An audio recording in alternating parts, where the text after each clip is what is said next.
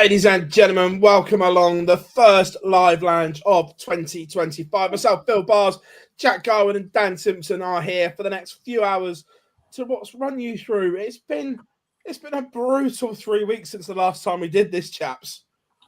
It's been a busy old time, and to be fair, it's been a busy 24 hours in darts, or 48 hours. Never mind the last 3 weeks. It's been emotional, hasn't it? Yeah, it's been plenty going on, that's for sure. Never a dull moment in the sport. And look, plenty to cover. Let's jump straight into the chat room. Shouty, how we doing? Anthony is in, so let's go, boys. How we doing? Dell is in. Kieran. Good evening, Phil and lads from Cray and from doing. Bob, Adam. There's loads in. It's bouncing, isn't it? Yeah. Starts working. Yeah, the darts connect was awful. Oh. How we doing? Paul is in. Kyle, Ross, Malachi. I'll tell you what, it's rammed. Bob is in. Andrew. There must have been some stuff going on in darts, is there? Just lately. Yeah, 100%. Yeah, and the crew is back. Yes, we are. But first of all, I hope everyone did have a great Christmas time and holiday period. Before we get into the darts, boys, did you enjoy it? Oh, no, lovely. There's two ends of Christmas there, isn't it? Like I had a fantastic Christmas. I didn't work for 2 weeks. I had 2 weeks off. I'm still not back to work. I'm not back to work until Wednesday. So I'll be on the stream tomorrow to talk about Q School. But no, it was great. Oh, 3 kids. We had lots of presents and festivities and joviality and saw all the family. And we went, lots of carols and fun and songs and everything else. It was amazing. Lovely Christmas. Right. Where would you like to start? Ooh. WDF. To be fair, that's a good point, because that does seem an awful long time ago now. We're just chucking that as a curveball, because we literally, the WDF World finished, and then we went into a World PDC World Championship preview show, so we actually didn't cover the WDF at all. And what I've just done is shoot us all in the foot as we all scrambled to open the Wikipedia page. Did you see me typing there? You can hear my keyboard tapping away. I've got like 11 windows up, all ready to talk about everything, and you decided to hoy me a curveball, did you? Thank you very much. Don't worry, Anthony. We can't wait for Raw on Netflix tonight. Grow up. I knew you'd say that. Someone asked me if I'd be watching earlier, and I genuinely said I'd rather pleasure myself with some sandpaper. Not for the first time you've done that either. Again? How are we doing? Then look. First of all, before we go into the WDF World, there was good parts. There was bad parts. They'd learnt some lessons from last year, some lessons they hadn't learnt as well. It was, but other than the darts, it was a mixed bag, shall we say? Yeah. Well, you went in person, didn't you, Cobb? I viewed exclusively through the streaming and everything else, and the other ways of following it. But you were actually, how was the experience in the venue? Because it looked like the venue experience looked really good. It looked very impressive. Yeah, no, I've been back-to-back years now as a fan, and in venue, it's still a very, very good experience. The venue is made for darts. The shape is absolutely perfect. We sat in a similar spot. They seem to have the bar working a little bit better than they did the last time I was there. Can't guarantee all of that, because this time I didn't drive, so I actually had a beer. I didn't touch the food, I'll be honest. I've been warned about that for long enough. And the unfortunate thing was I went midweek, so it wasn't as busy as potentially it could have been. But I went to an unbelievable session of darts and had a great night. I think the hot topic of, if you like, outside the venue, in the way that event was put together, and it's not a positive one, was their consistent ineptitude to manage just what that stream looks like as it goes out to people, including managing and looking after the chat room, because we know that the stream was often not smooth. It was was essentially like just slinging up a webcam in the building and showing everything that happened in that building instead of it being even managed or edited in any way at all. But there was also some very, very just dark, what time are we on? Yeah, bad things, can't swear just yet, in that chat room that just like needed policing better. And some of it was a disservice both to like the sport, the organisation, and certainly the players. You know, I spoke to quite a few people who would, to be completely honest, probably volunteered their time free gratis to be to help with that. And it's a shame that they haven't took anybody up on that offer, because it did for many, and for me at times, ruin that experience of trying to watch it on the stream, because it was a poor do. 100%. And yeah, I am going to say this. The chat room was only closed due to the forcible nature of someone that was working there. I won't say who, because that's not fair.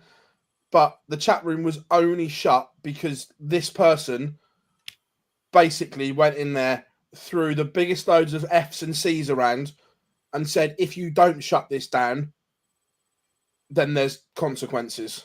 But the problem with that, Phil, is like, yes, it shouldn't get to that point. Somebody should have got hold of that quicker.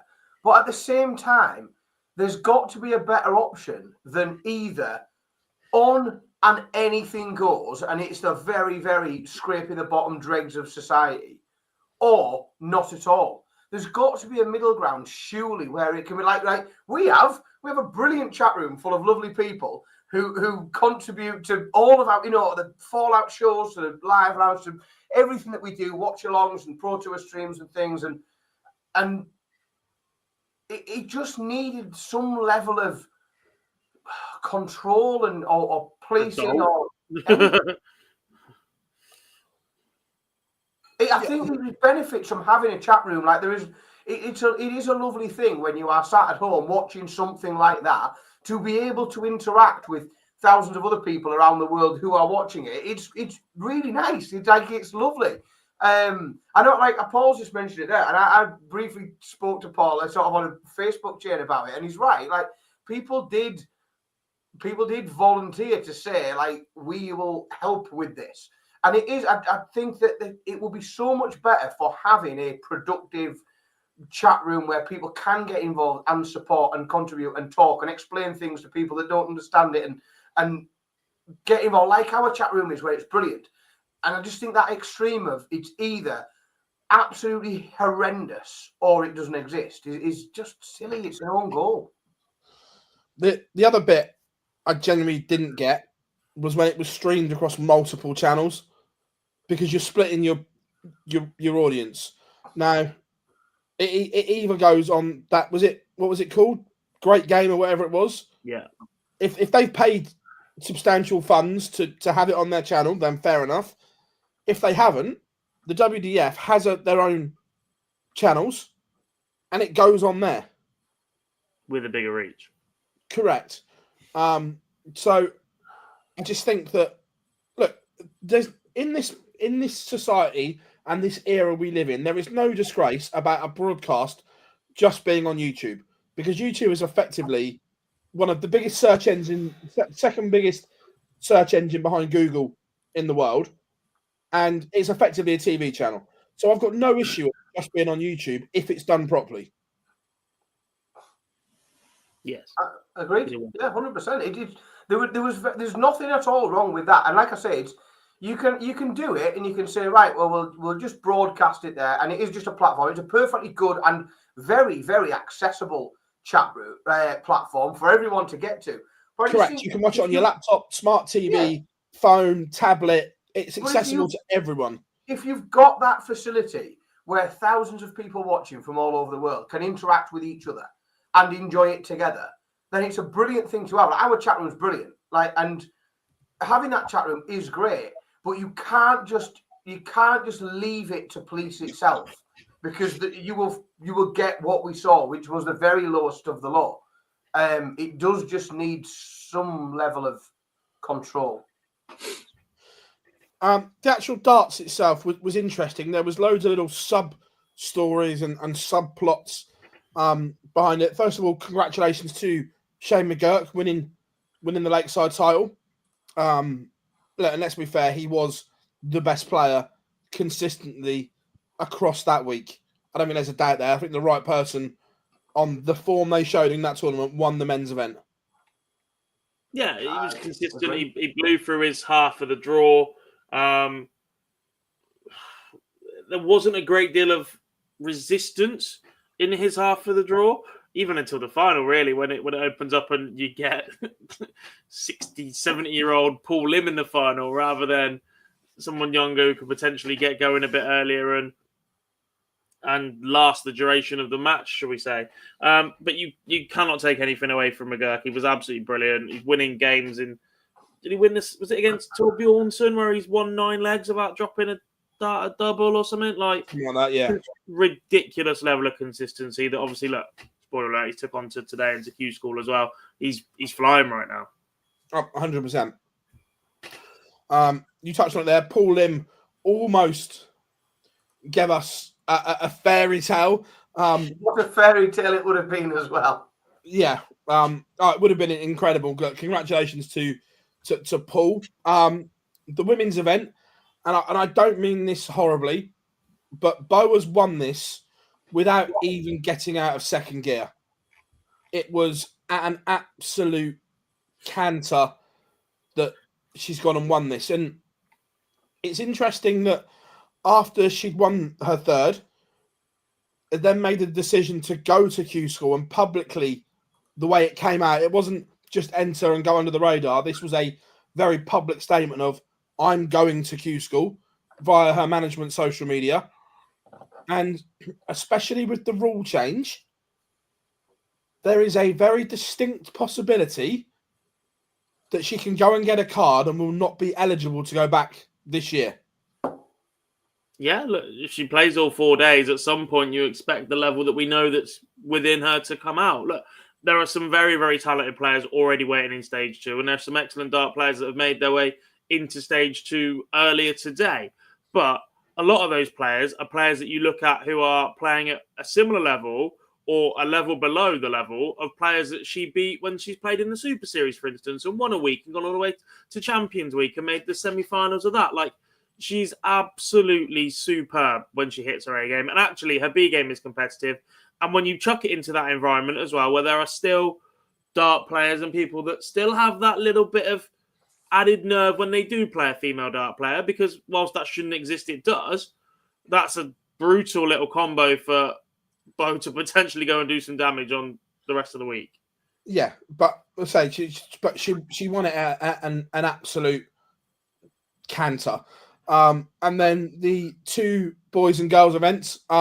Actually, I really enjoyed the girls' final between Paige Paulin and Sophie McKinley. I thought that was a very good final. Congratulations to Paige. And again, a bit like in that Archie Self against Jensen Walker, again, another very, very good final. Archie picking up the title for deserved champions at Lakeside.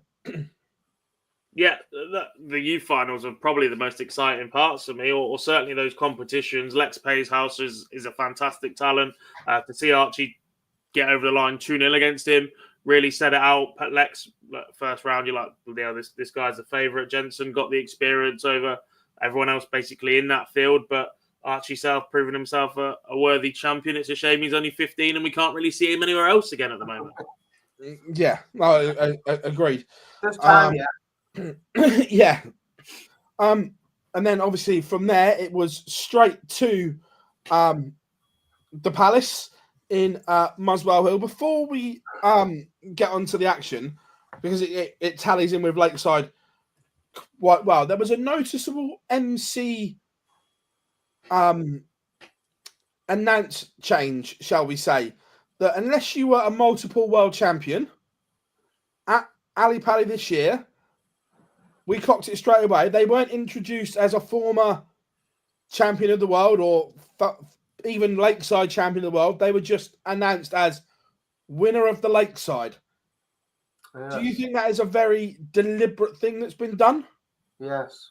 Of course it is. It's not been done by accident. Let's be honest. If you have only got a very finite, a few things to say for each person per night, then those very small sentences have got to be very contrived. They've got to be thought about, and my view is that is a decision that somebody has taken as to how we present those players' former achievements. Mr. Bunting et al. Yeah, well, we all clocked it straight away, didn't we? That it was like, oh, it was just winner of the Lakeside.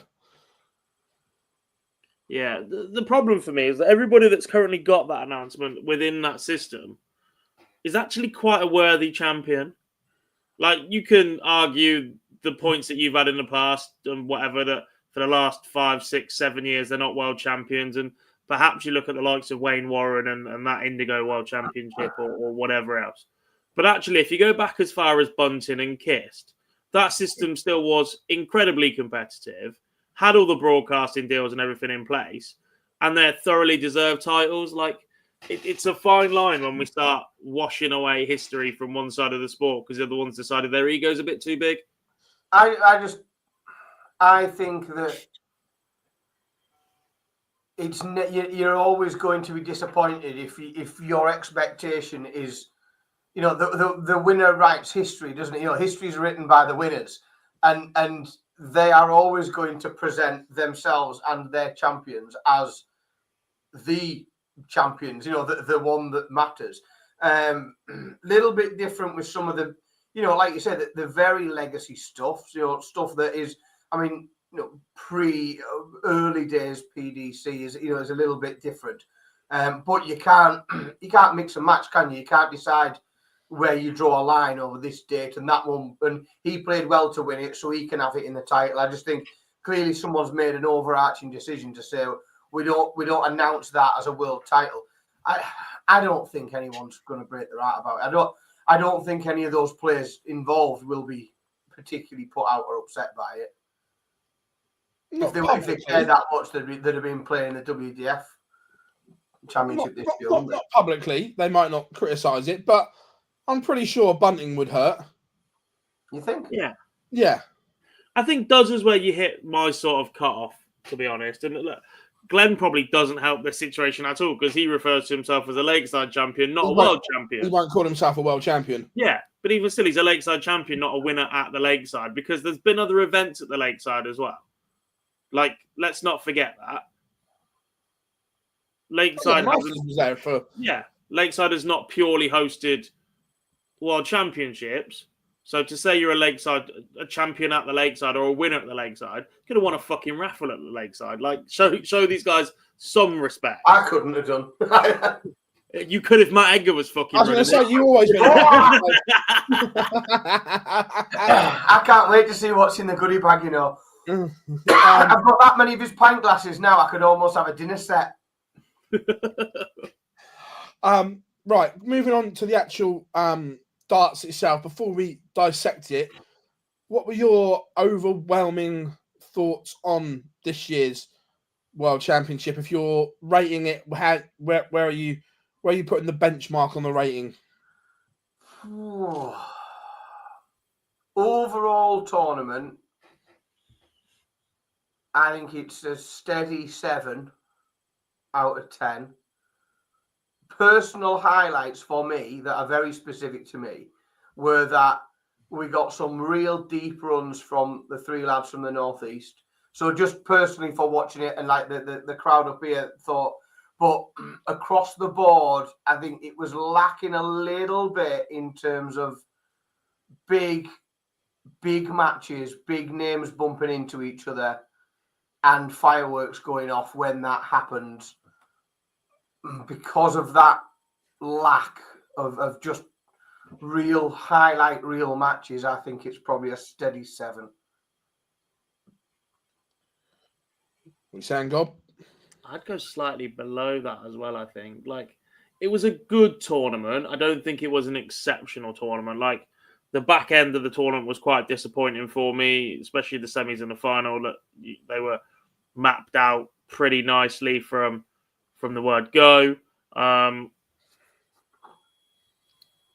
Yeah, it just felt a little bit flat, especially as, like Dan said, we lost a few big names early on. We lost 5, 6, and 7 in the rankings at one point, or whatever else. And they didn't go down in classics either. The big names went out with a whimper, some of them. Yeah, with a whimper. It was just a bit meh. The way that Gary was beaten by Jeffrey de Graaf, there was no fight back. There was no he's stunned by a big shot or anything like that. It was just ground out players that aren't quite firing at the moment. Yeah, we saw a lot of. I mean, it broke the record, didn't it? So we saw 13 seeds out by the third round. 14. And how many? 14. 14. So yeah, sorry, the record was 13 originally, and it went to 14. But like Cobb said there, what we didn't see was someone really turn up and post an epic performance and shock one of the seeds, or something really hanging about it.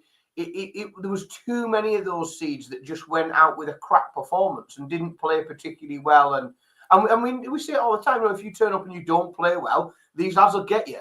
There's enough talent and there's enough depth in those that have qualified. Certainly by the time you get to that second round, where there is enough depth that if you have one off, they'll do you. But yeah, for me, it just lacked a bit in. If someone asked you to edit up a highlights video, you'd struggle, I think, for content and some real big tense moments. Yes, there was some. But if you look at it as a tournament as a whole, we would expect a lot more, I think, in terms of just entertainment. Yeah, no, I agree that pre-Christmas especially, that I don't think the standard was that great. And I think we only had, was it 4 or 5 ton-plus averages before Christmas, which was miles down on last time. There was more 85 and below averages than the year before. The big stars didn't fire for whatever reason. There's different things going around that, different theories, some burn out and so on, which no doubt we'll talk about later. There was no what I call big story either. There wasn't a Fallon or a big seed, like I'm talking 1, 2, 3, 4 in the world, getting beaten by a randomer. Like Rob Cross losing to Scott Williams wasn't a surprise because we know what Scott can do. Yeah. But there was no big story. So, yeah, I was disappointed pre-Christmas. And I'm not going to lie, I'm slightly worried for what's coming next year from what we saw this year. Well, yeah, if they expand and we get more dross early on, the issue is, if they put the big boys in from round 1, then it might make for a better tournament. If they tier it and they don't bring them into round 3 and they have 32 or 32 or 64, whatever, do you know what I mean? And they bring 32 in at second round and more in at third round, the opening couple of rounds are going to be dreadful. Plus, then you get a couple of sessions where you're not going to have any of the top 16 or 32 even playing because it's not possible to do that. Otherwise, your opening night's got to be round 1, round 2, round 3. And it's just not going to be a thing, is it? No. Yeah, I was after Christmas. I thought it spiced up a little bit, but the things before Christmas that I remember is obviously Joe Cullen getting the ump and walking out of his press conference. Was probably the main one. Which Again, is though, go on. It was a strange one because it didn't feel like it was out of nowhere because we sort of saw the way that it's completely premeditated. It sounded like he'd been rehearsing it for an hour before. As well. We sort of knew something was going to happen, and the way that he was speaking, it didn't come as a shock at any point, did it? No. And you could see it was coming from his interview with Abby on stage. Yeah. None of us were surprised at all. But it was practiced. It looked like he'd been rehearsing his lines all afternoon. Well, especially because when he came into the press conference, he thought that I was going first. And then when he found out the PDC were going first, he was like, oh. So it took him by surprise. So he did the PDC bit so he didn't get in trouble. And then So he thought I was going first. So and then it threw him when it wasn't. It was Gortz from the PDC. Is it? Do we know? Is this going to become is this a regular thing? Is he not speaking to media going forward? Was it a one-off? Is it a warning? Is it like a shot across the bow? It's look, in terms of players and media, this is an interesting thing because in the last 3 months we've had James Wade refuse to speak to me. We've had Joe walk out of a press conference. Gezi refused to do one of his pre-match with a broadcast partner because he thought that they'd been disrespecting him. So this is becoming a bit of a pattern from players at the moment. It is, and quite importantly, it's becoming a bit of a pattern from players who are playing shite.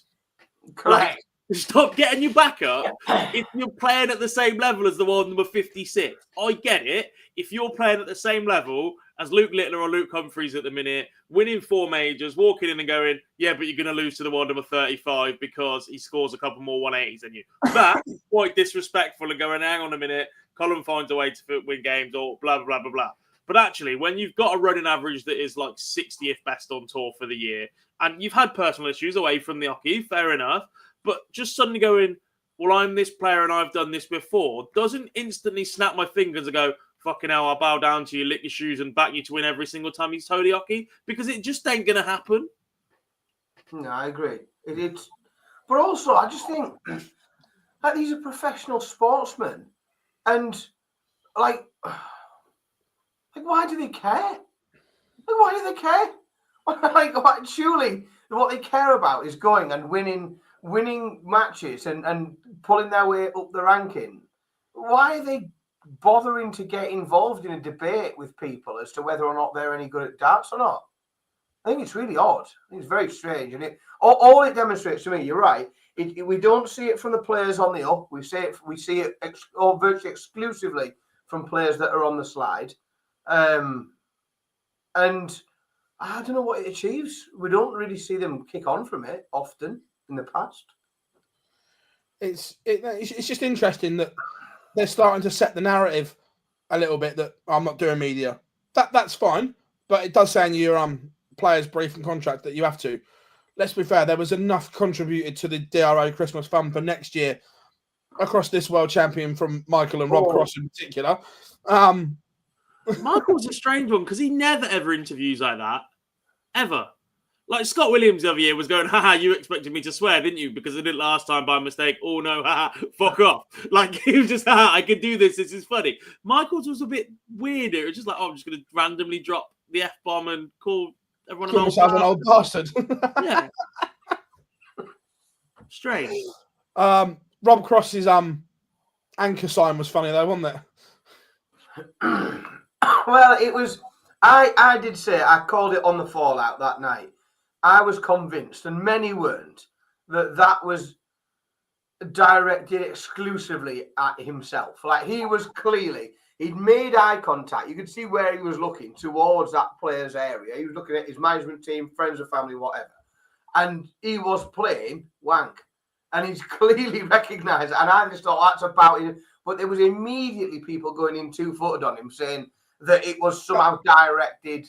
Can I just say that's an interesting one though, because you're saying that from watching it at home. In the media room, most thought it was aimed at Scott Williams straight away. See, I never got that impression. No, me neither. It was always like... No, this is what I mean. It was, and don't get me wrong, Rob's come out and Scott's spoken about it, so we know it wasn't. But at the time, the perception there was it was aimed at Scott. I'm just saying that perception is different. You two at home saw it one way, yet everyone there saw it the other. Do you know what I mean? Yeah. So it was interesting. But the actual tournament itself, early rounds. Have you got a favourite game? That we're not going to dissect everything because we haven't got time. But have you got a favourite one? Yeah, all the early round games that involved Callan Ridge because they were mint. They were superb. He was superb. I actually enjoyed the Joe Cullen Westwood Nyman game because that was Cullen of old. Really good game, that one. Connor Scott's opening game against Ben Robb was very nice. Like, he played very, very well. It created an awful lot of hype.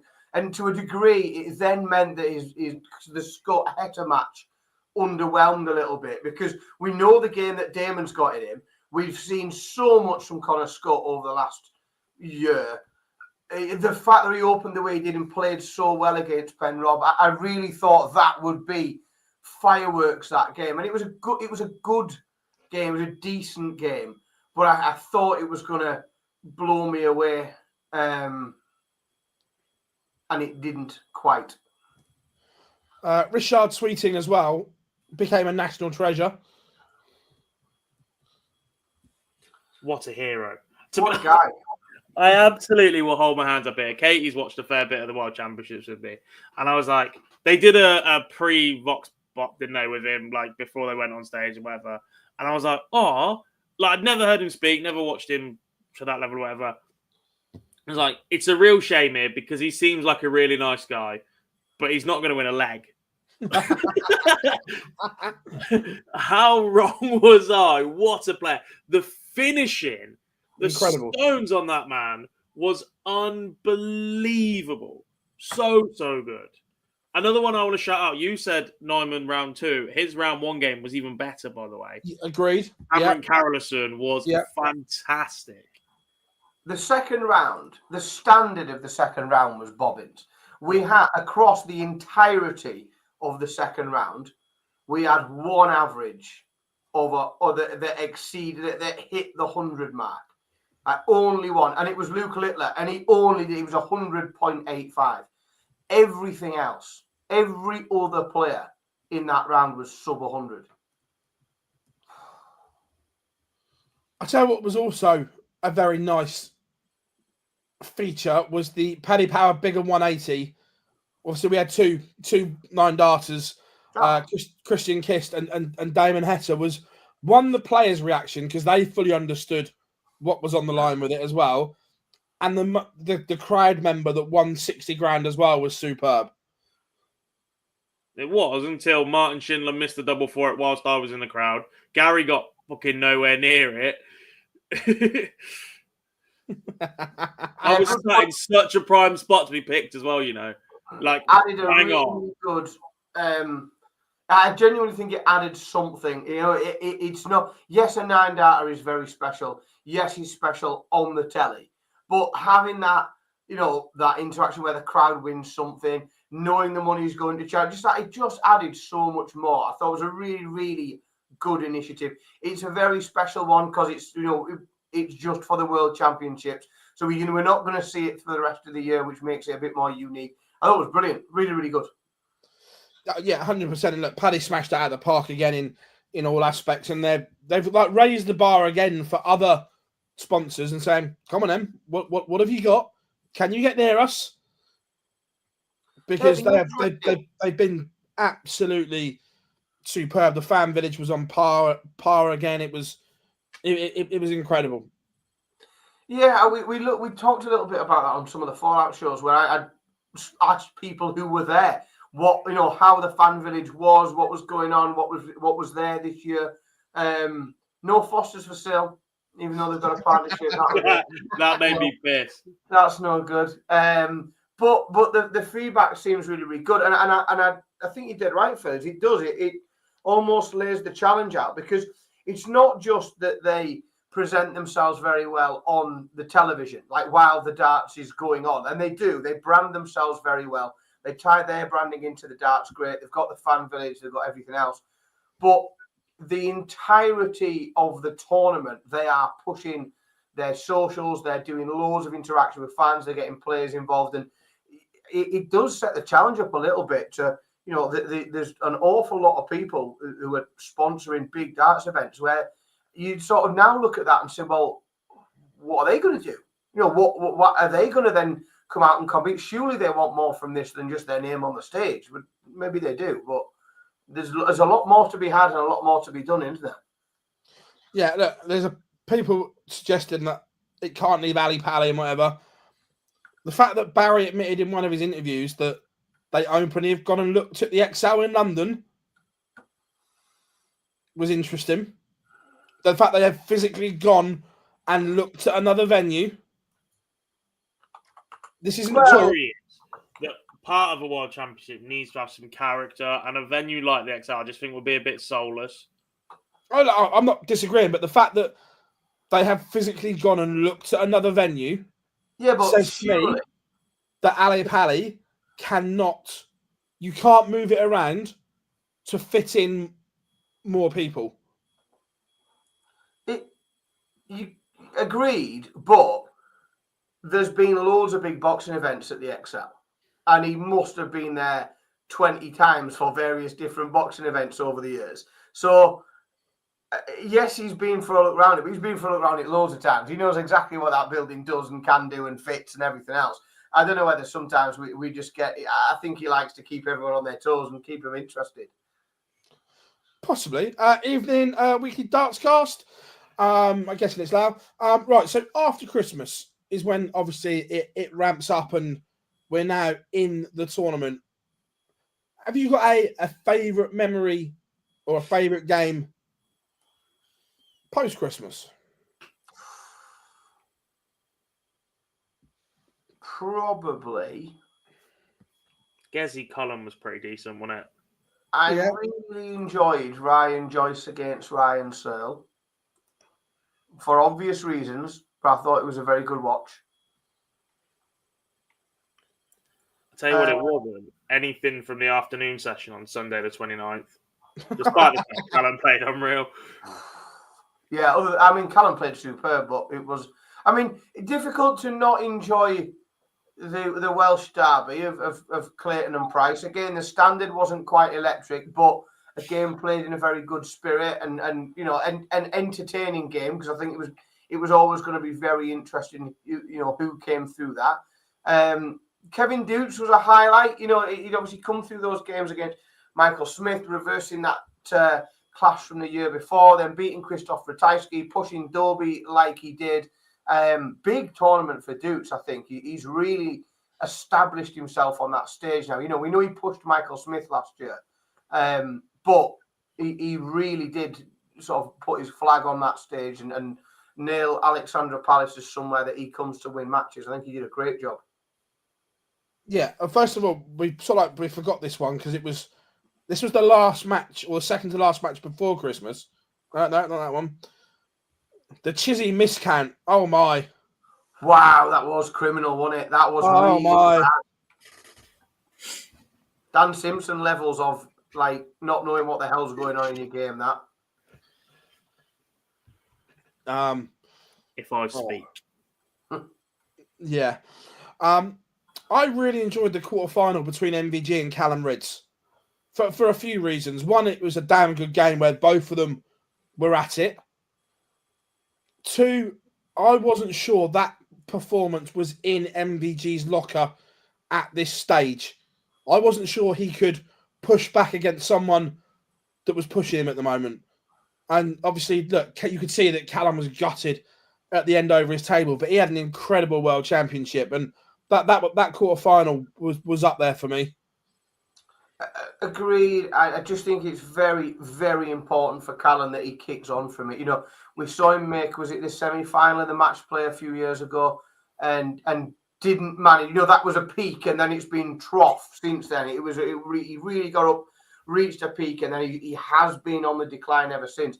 I think it's really important that he can build on what has been some hugely impressive performances on a big stage where it really mattered, which, let's be honest, nobody picked that. No, absolutely nobody picked Callum Ridds coming in and lighting the tournament up in the way that he did. But he's got to be able to try and maintain. He's got to carry that through into the year. Otherwise, it'll feel like it's all been a little bit for nothing if he then follows that trajectory back down like he did after that amazing run in the match play. No, I agree. Obviously, let's dive into it. The boy has become king. Continues to break records. World champion at 17 years old, the youngest world champion in darts history. And the way he did it was incredible. Yeah. Nerves early on. He refers to that Meikle game an awful lot in interviews, even to this moment. Come through some good battles. That Ryan Joyce one is right up there as well. But to go through Aspinall, Bunting, and then Van Gerwen in the fashion that he did from the quarterfinals onwards was just ridiculous. It is a very, very well-deserved World Championship. People will point to the fact, and I've seen it, people pointing to the fact that lots of seeds went out early and that Humphreys wasn't there at the back end of the tournament. But like Gob says there, if you look at the fashion at which he got rid of some absolutely world-class operators, Premier League players, no less, to a man, in Michael Van Gerwen, Stephen Bunting and Nathan Aspinall, with huge performances. And it was at that. But I just think we've said for years is that he's doing everything for the first time. We'll see a little bit more this year. He'll start to do things for the second time. But then he's still doing them for the first time because he's either defending titles, which he hasn't done before. So he's still doing things for the first time. It's just that he's defending something for the first time rather than trying to win it for the first time. I genuinely think we saw another. We've said for 18 months about his maturity and his growth and the person that he is off the hockey and the support that he has around him. I think that the amount of pressure that must have been, and you could see it in him, certainly those first two games, the lad had the weight of the world on him. He'd had sports personality of the year. He's got all this external interest. We've got mainstream media coverage like we've never had in darts before. Like people I went out to watch the final and I'm watching it with like groups of friends, and where it would have been like 2-3 years ago, it would have been 4 or 5 lads in the living room, everyone else, all the wives and in the kitchen, and the kids are all playing everywhere. And there's like everyone's in there in front of the TV screen watching it. Like he has transcended through into the mainstream, and the amount of pressure that carried with it, I can't imagine. And to be able to grind through that early part of the tournament, seeing so many seeds go out, to just make sure that the most important thing for Luke, I think, was to still be there at the quarters. You had to just still be there because so many others weren't. They weren't able to just hang on in the tournament. And that's when he kicked in. Once he knew a little bit of that pressure seemed to have lifted from him. But by God, yeah, like it's so impressive. So impressive. And the attention that he gets, the good attention, the positive stuff I'm talking about, not the shit that we see in the gutter rags, but like the attention that he gets is incredibly well deserved, especially that, that comes from like proper mainstream media coverage, the sports personality of the year stuff, the various other different things. It's very well deserved. He's an incredible ambassador for the sport. Well, you touched on it there, like transcending it and people watching it now. The thing that I noticed was young kids there this year in Luke Littler's shirt. Not just Luke Littler's shirts, but young kids there in dart shirts. It had a football feel to it where you go and support your team where Billy goes and watches Newcastle in his Newcastle shirt. How many years? Aspinall shirts, Van Gerwen shirts.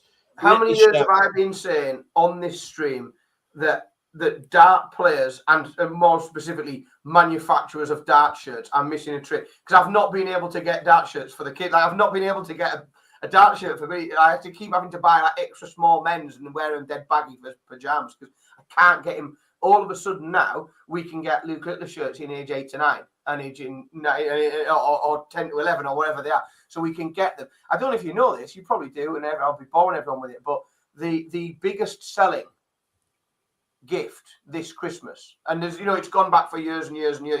Was it a Rubik's Cube? Was it a Barbie? Whatever it was. The biggest selling Christmas gift this year was the Target magnetic Luke Littler dartboard. The biggest selling Christmas gift. There's nothing else. Nothing else outsold it. It's the Tamagotchi of this year. The Furby. That's a lot of royalties. No wonder you don't give a shit about the tax man doing it. And it was, I don't know, like, if you're at, we've got 3 kids, so we spent quite a bit of time going around different, and if you went into Smith's Toys, there was a big stand with the Oh, target. look, every single time we went shopping, we're going around B&M and stuff. There's a dartboard. Yeah, How many have I said it to group chat? I go, oh, the latest adventure today. We found a dartboard in this shop. I'm like, what on earth are these because selling dartboards? But they've got one. They were in the premium shops. You know, they were in the premium shop. You could go into John Lewis and they sold the Target magnetic Luke Littler dartboard. You could go into Sports Direct. You could go into Smith's Toys. You could go into B&M, like, you know, from the top end to the bottom end, wherever. But it was the biggest selling Christmas present this year. And if that is not a metric by which to judge how on the rise darts is, I don't know what is. Because those, like, let's be honest, that's not grown-ups buying the magnetic dart. That's kids. Like, we got one for Ted. Like, so Ted's now like 4 years old, coming up 5, sat in the kitchen playing with Billy, and Billy's on the big board and with his Luke Littler darts, and Ted's on the magnetic Luke Littler dartboard, and like. But these kids, there's darts across the country. There's hundreds of kids at it. It's amazing, and it doesn't happen without Luke. It doesn't. The truth of it all is like that doesn't happen without Luke, and the more sponsors that come into this game, because they will see that there's money there to be had at, and there's eyes coming on it, then it is better for everyone. It puts bread on everybody's table. Every other player on that tour, I guarantee you, benefits in some way. They might not be able to see it, and they might not understand the economics of it, but every single player on that tour benefits from that, and Luke Littler bringing that into the game, and those dartboards being sold across the country in every shop, those magnetic ones, and people like us and everybody in the chat room, and everything. It puts bread on everybody's table. 100%. 100%. But it was the way he took everything in his stride as well. That, let's be fair, in that final, when Michael missed darts in the first 2 legs, there was never a doubt from that moment. Correct. Right on the wall. First visit, and then Luke pinches that leg. That was the final for me. Like that one leg there and then was Michael's chance to just settle down. Yeah. And it was a bit like the semis as well. The longer it took to then get a set on the board and pick one off, the less likely of anything coming back. The other way round, in all 3 of those games, if Dobie gets ahead of Van Gogh and you can potentially see him coming back, Dobie's got that knack of, look, nearly blew it in the round before and tends to miss bags of doubles together. If he's going to miss, you could have seen Littler mounting to come back against Bunting when he gets a bit edgy, etc. And you could have seen Littler going back against Van Gogh as well. But all 3 of those games evolved in a way where the early stages were so important. And for the 3 players it was most important to, they all fell apart in those key moments. Yeah, agreed. And people talking about sponsors in the chat room as well. That you look at Littler's shirt now as well. You've got Boohoo Man, Xbox, and KP Nuts. These are multinational, like £1 billion companies. This is, and again, you know, with the greatest of respect to a lot of these players for years, and as I sit here with a Mervyn King shirt on, you know, how many years have we seen? And I mean, elite dart players, like dart players at the top of their game, and it's, you know, Dave's Tiling and various, you know, they've got like their local tradesman has got a sponsor, but we are seeing, you know, blue chip multinational companies come in as shirt sponsors. Mint, like more of that, please. Oh, 100%. Obviously, off of the back of the World Championship, so congratulations to Luke again. Let's dive into it. The Premier League announcement at 4:30 today. The 8 that we will see for the next 16 weeks are Luke Littler, Luke Humphries, Michael Van Gogh, and Rob Cross. And the 4 wildcard picks, if you want to call them that, Stephen Bunting, Gerwin Price, Nathan Aspinall, and Chris Dobie complete the field.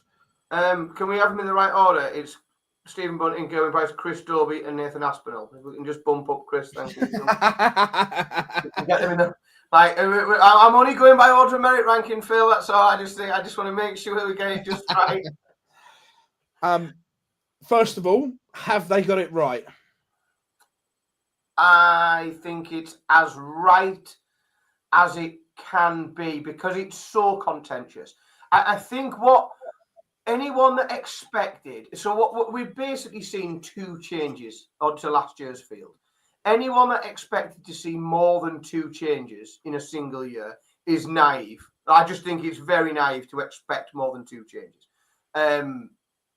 And especially because we didn't get, a wild card finalist or a particularly wild semi-finalist at the Worlds. Dobie and Bunting, they've been there or thereabouts. They've both played in the Premier League before. They're both in the top 10. I don't think they're rogue semi-finalists. I think that, they're both players that really lots of people, especially as that tournament opened up, picked to get to that semi-final. I think there'll be a couple of players disappointed that you could have made a solid case for. You can make a solid case for Damon Heta. You can make a solid case for Mike De Decker. You might want to seek help, but some people will make a solid case for Dimitri van den Bergh. If you do, there are phone numbers available. But I think it's as right as they could have got it. I think to take out a Price and squeeze Heta in and have if you like, another big change to last year. I think we saw quite a lot from Price at the Worlds. I think the big question's probably Nathan. Is probably the biggest question mark in that field, just because of the form that it has been up and down, and we don't quite know what we're going to expect from him, and it's whether or not he can sustain that over a long period of time.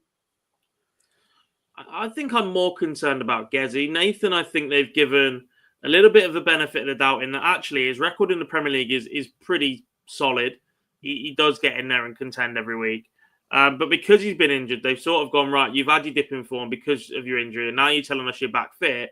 We're going to roll the dice with you a bit.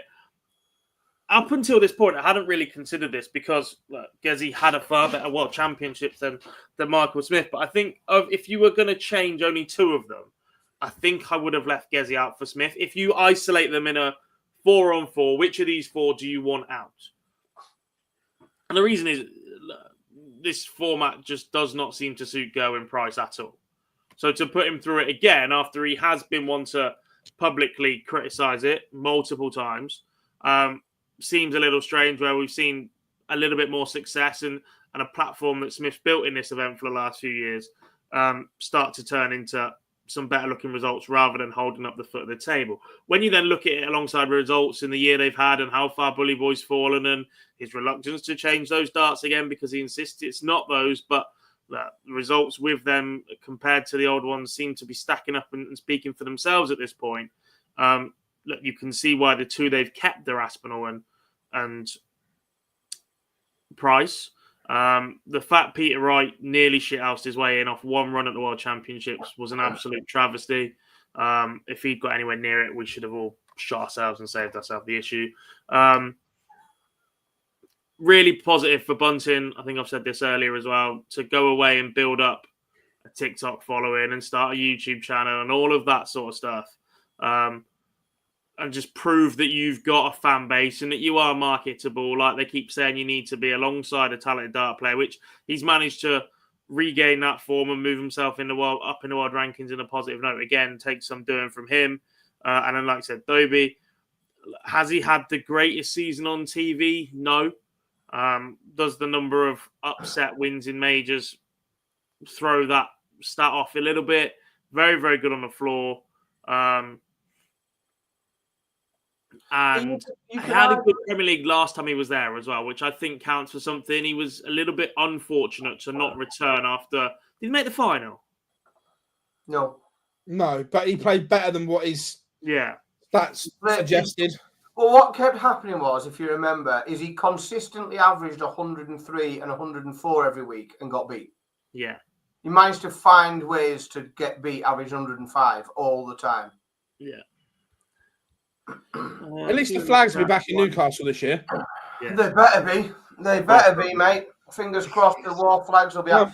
I do think, objectively, like Dimitri, winning the UK Open, carrying 2 semi-final at the Grand Prix, semi-final at the Masters, quarterfinals at the Match Play, like that is a solid year on television, like by anyone's standard. I think he doesn't benefit from the fact that much of his best work was done early in the year. Like much of Dimitri's best work this year was done early in the year, didn't qualify for the European Championships, didn't get out and about on the European Tour very much.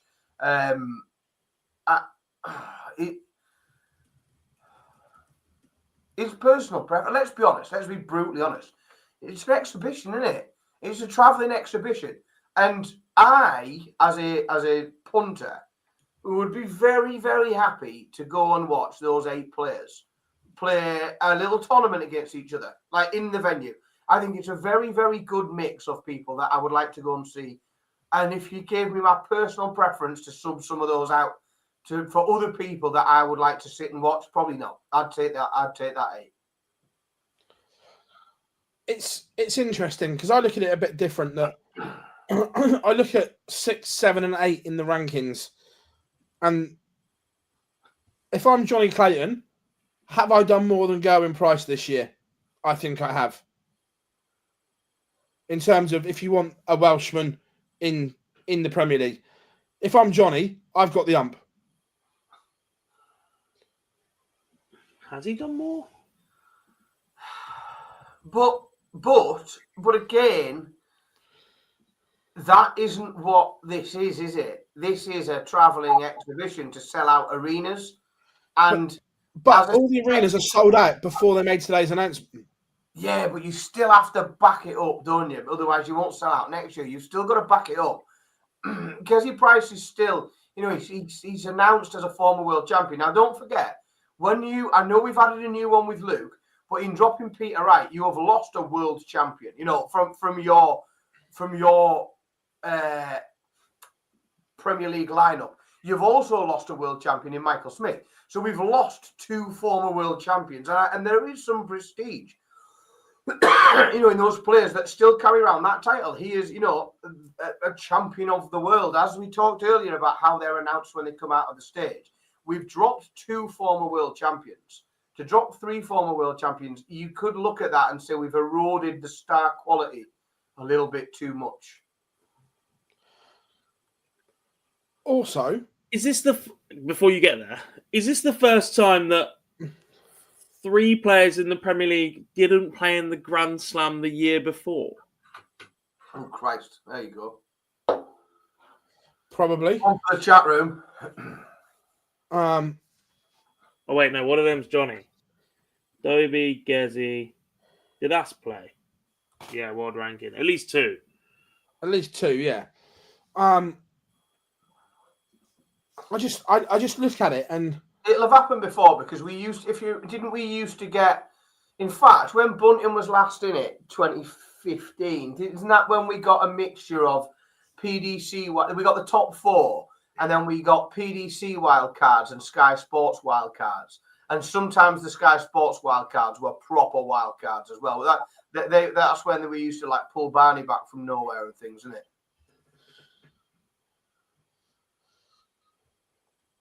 Gary didn't get asked. No. I asked the question to his management and they were not contacted. Does that surprise you, Phil? No. It shouldn't. Do you think let's be honest, he was pretty bloody clear that if they asked him, he'd say no. So we shouldn't be too surprised that they hadn't asked. They shouldn't, but I still think the question should be asked to make sure. Because Gerwyn Price said he never wanted to play in the Premier League and he still got asked. That's what he said on TV.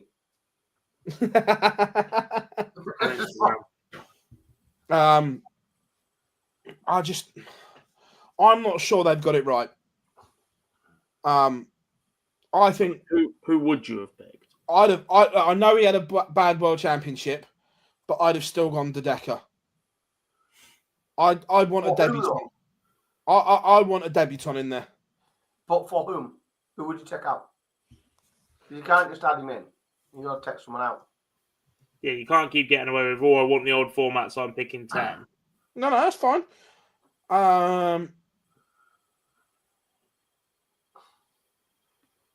It would be between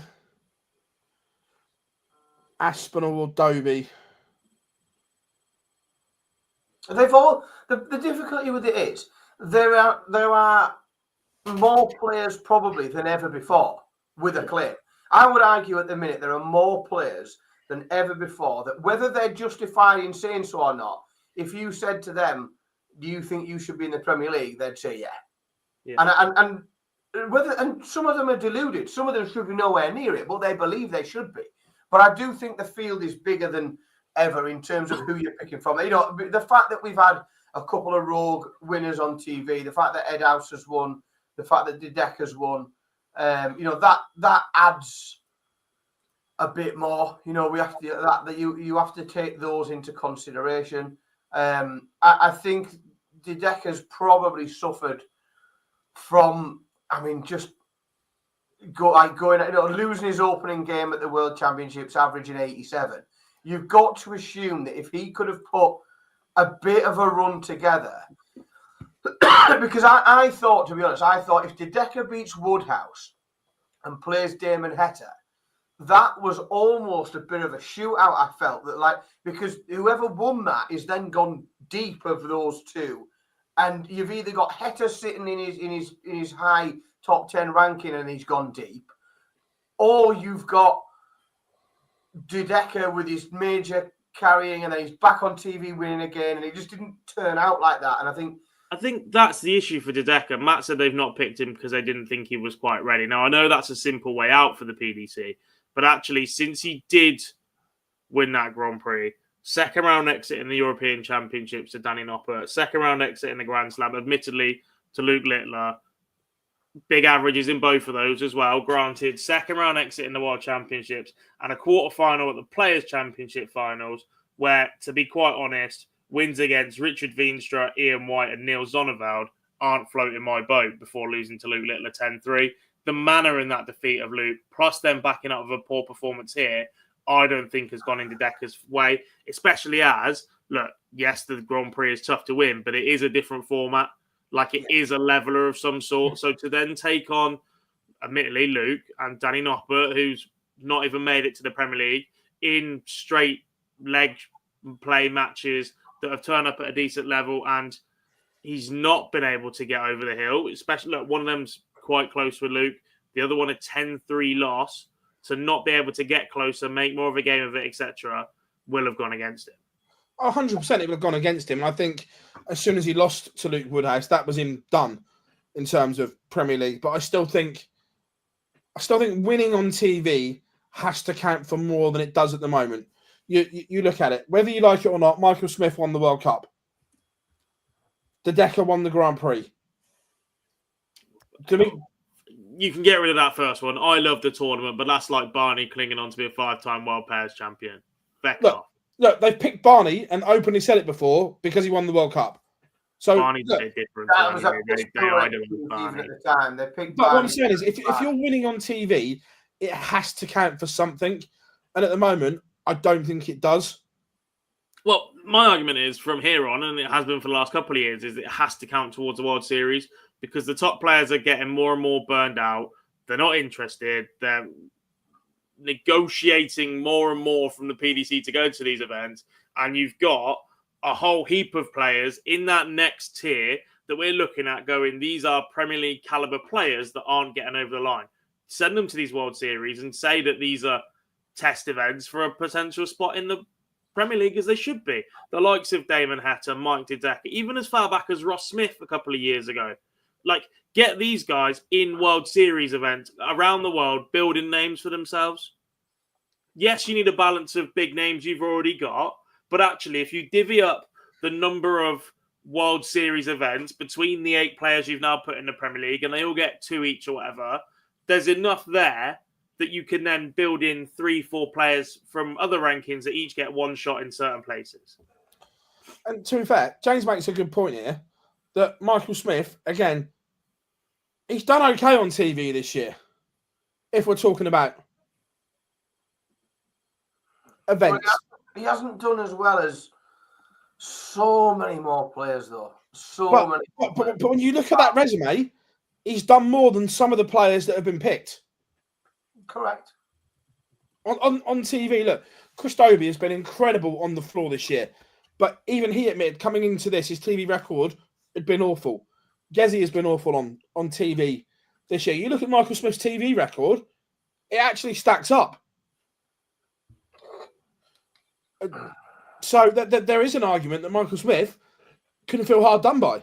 There is, but do you think there's an element of protecting Michael Smith in not including him? Because there is protection. Is it better to be not included and have a year off? Protection or punishment? Could be either.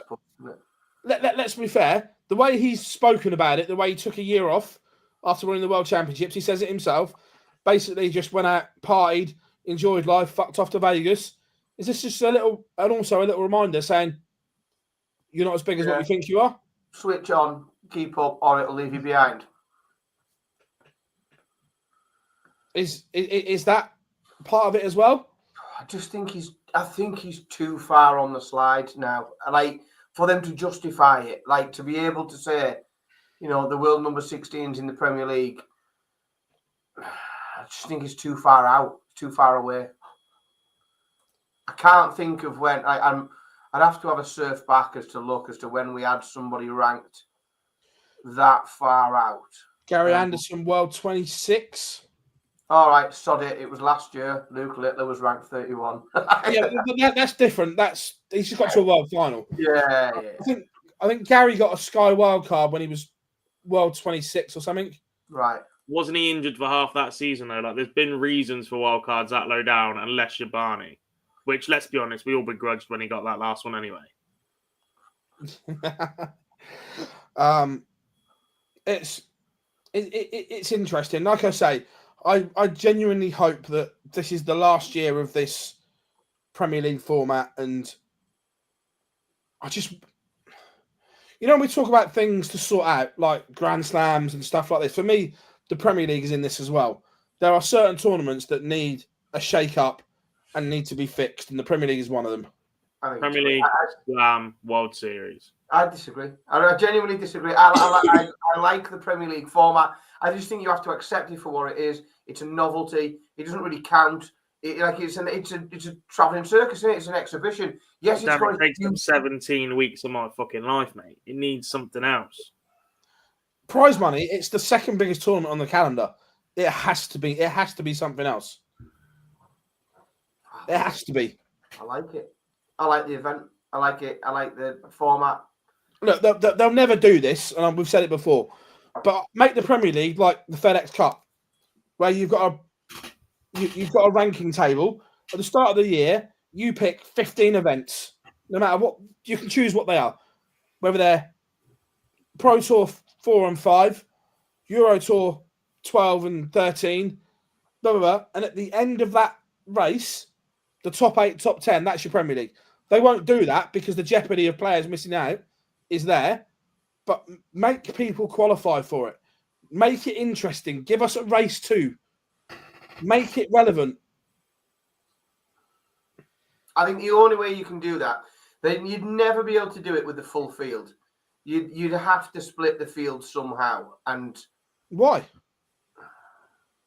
It's just too big a risk, isn't it? But it's too big a risk for the PDC to take that you don't get your PDC. But if you look at golf, right? Look, golf is a truly global sport. Now, their top seeds don't get protection from the FedEx Cup. Correct, but people will still watch golf if the top 2 players aren't playing. I still think they. I might be naive, but I still think they'd watch darts. I don't think you'd watch it in the. Some of us would, but you wouldn't do the numbers. But at the moment, there's no jeopardy. There's no fear in the Premier League, right? Players know they're going to get there no matter what they do. That's been proven. This selection says, don't worry about what you do. If you're an entertainer, if you're a bit of a rock star, bit of an edgy character, we're going to pick you. There's no jeopardy that they know they're going to play all 16 weeks. There's no, I'm getting paid no matter what.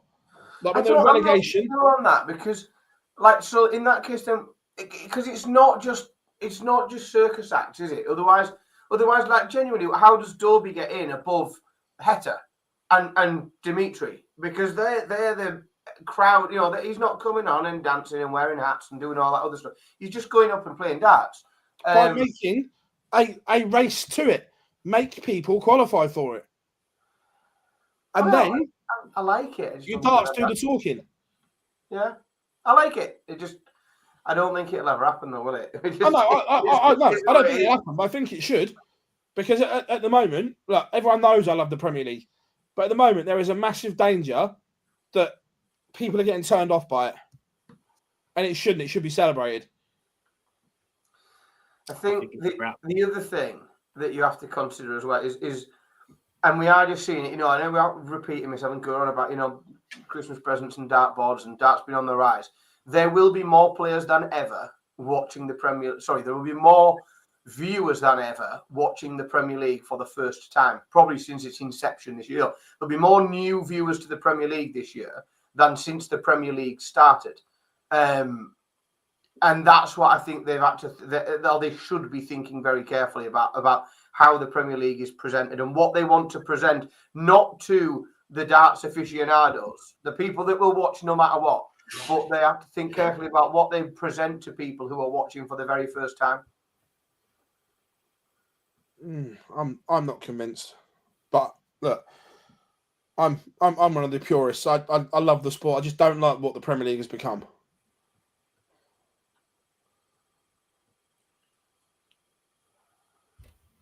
What are you shaking your head for, Gob? You spent 4 years telling me how the Premier League works, and this is about money, and the PDC do this, blah, blah, blah. Now you've come out with that line. No, right. The last 2 year new bars. I don't like what it's become. The cold has got to his toes. He's still walking around in flip flops instead of fucking something getting to his head. The cold's frozen half of him off. I just don't like I don't like what the format has become with the Premier League, and I understand that in the venue it works, and it does. I get that. But I look at this, like, I'm looking at this from a purely selfish media point of view as well here. I look at 16 weeks, and I think out of those 16, 13 of them will be won by Luke or MVG.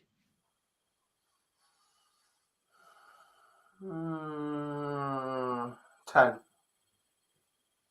That's still, though, ridiculously high out of 16. Isn't it? It's what we've come to expect, isn't it, though?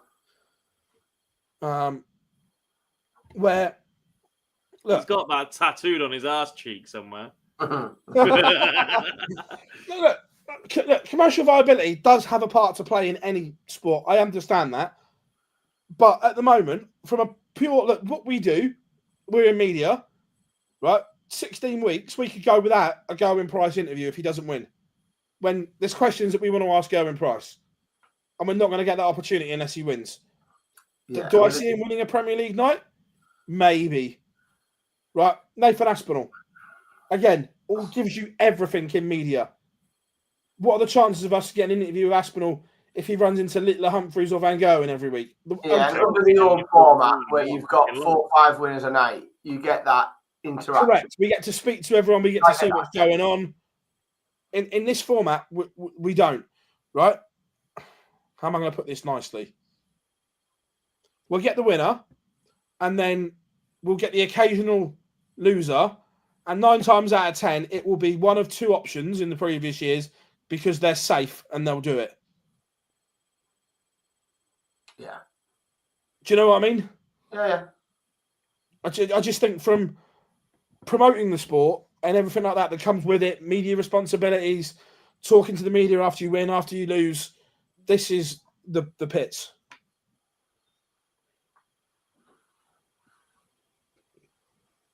Well, good luck for the next 16 weeks, mate.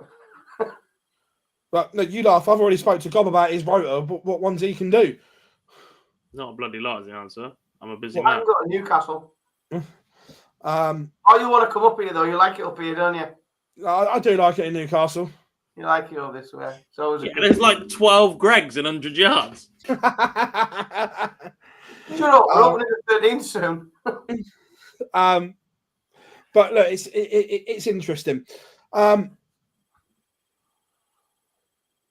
Yeah, exactly. It is a long way to travel, 100%.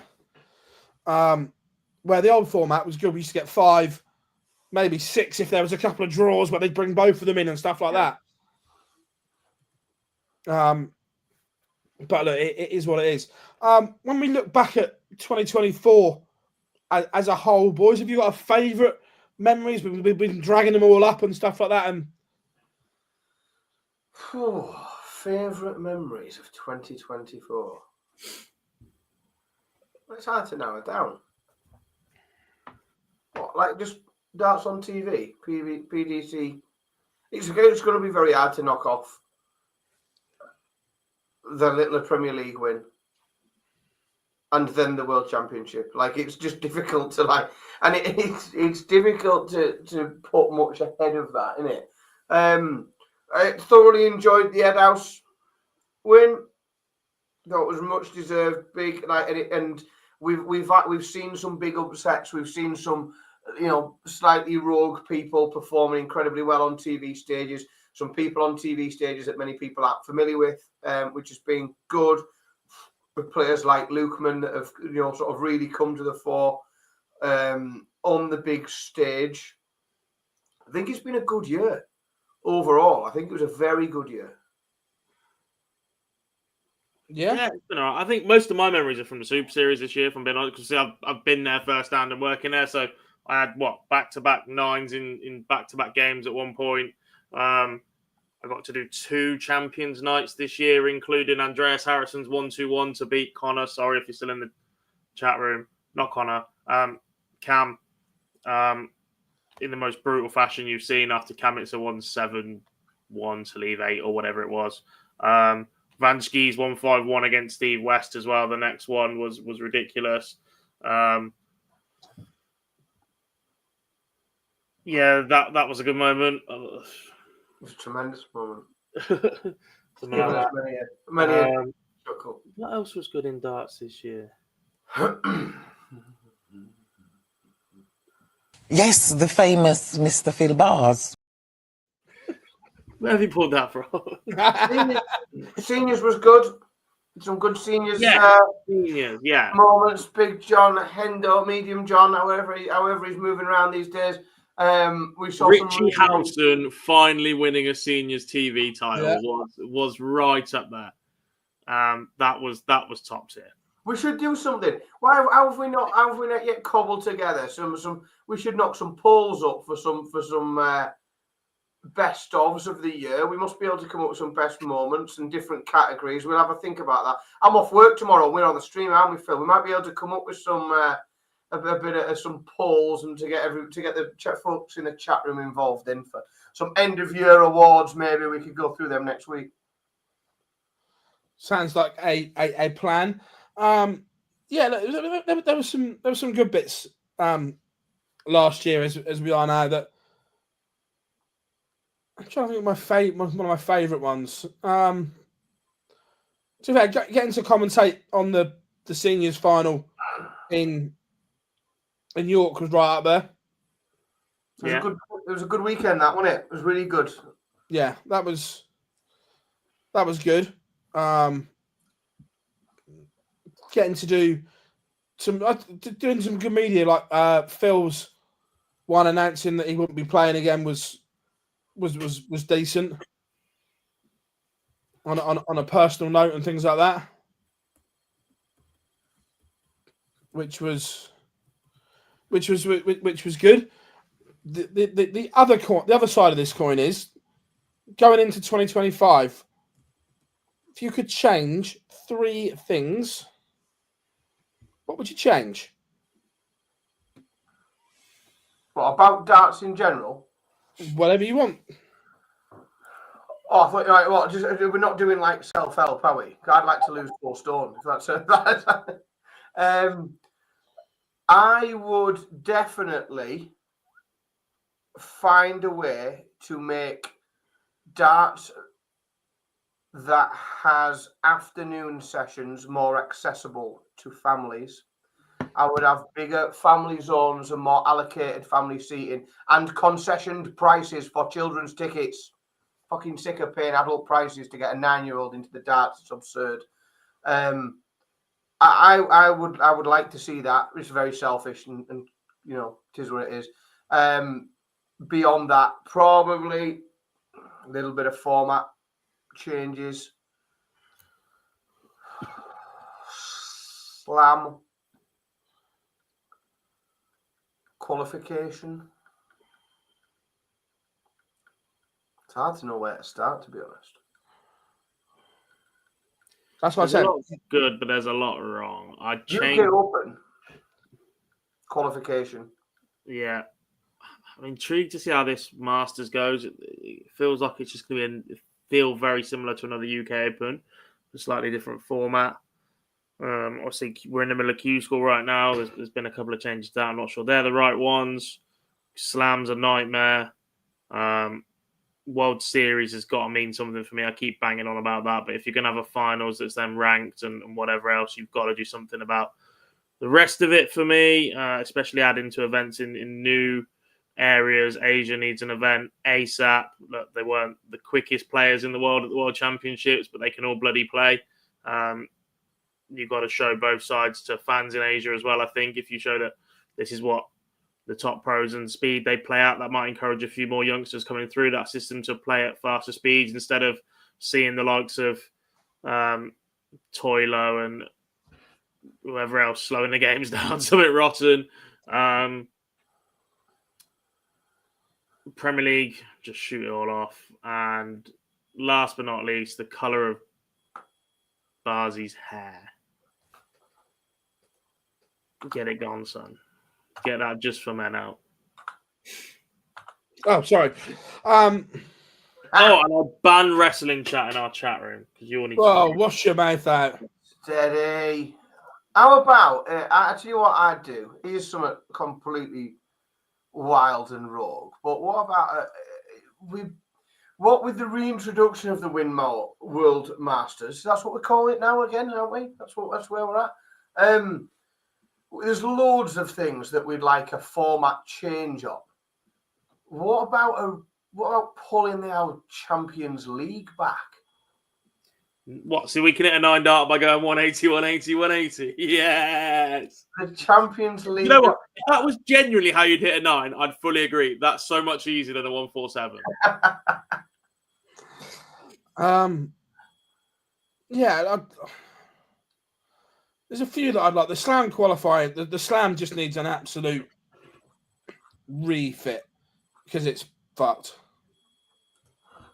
Correct. So the Slam is absolutely near the top of the list for me.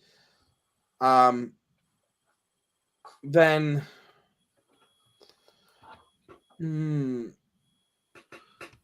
what else would I just like to see change?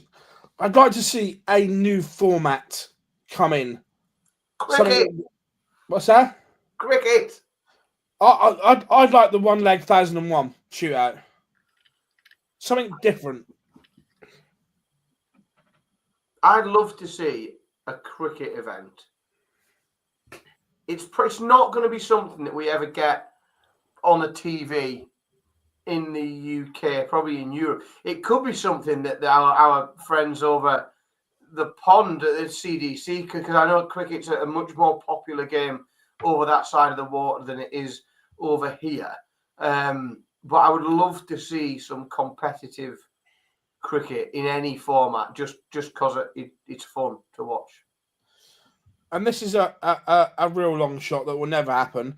But the PDC, the ADC, and the WDF all working in harmony. Ha! Are you pissed? I said it never happened, but you got to fucking think big, ain't you? You're deluded, pal. Yeah. I didn't say it happened. But it'd just be nice to see them working as one. Well, it would be lovely. However, not going to happen. Never in a million years. Q School obviously started today. I'm not going to lie, the European one was a little bit painful. It's fucking big, isn't it? Nearly 400 people. There was a lot of fodder in there as well. There's some A lot of It fodder. wasn't 2,000 people, though, was there? Like a certain chairman suggested. No. President. 380 something, was it? Was that the number? Something like that. 381. And there is some absolute dross being chucked. Like, there are people who've turned up to play there that genuinely I would stand a chance of beating, which is staggering, let me tell you. But we did see, some solid performances, some from players we expected it from, others from players that we maybe didn't. I think it's going to be an interesting back end of the week. Certainly once those extra players come in and mix in with some of these, we have seen very talented players already pick some points up already. Jamie Owens plays in the same Sunday evening league as I do, and he managed to travel all the way to Milton Keynes to avoid playing me last night, which is tactical. But it's worked for him. He's picked some points up as our local lad, my nearest neighbour of those that have made it down to Q School. But yeah, some big pointers again. They're just pointing out the lads from the northeast. Jamie Durrant's done all right as well. Again, he's got 3 points on the board, same as Jamie Owens. So points picked up already. A few obscure ones. Some people that we maybe thought would pick up some points today have not only blanked, but some of them have had a right thump as well, and face a bit of an uphill battle.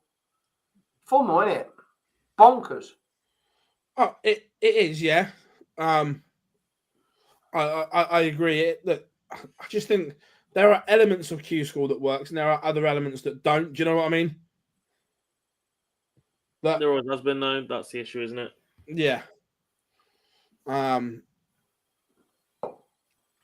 This one keeps coming up, but I genuinely don't think we're ever going to see it. And I think 30k is too much, but there needs to be something in terms of just round one loser prize money is all it needs. Yeah.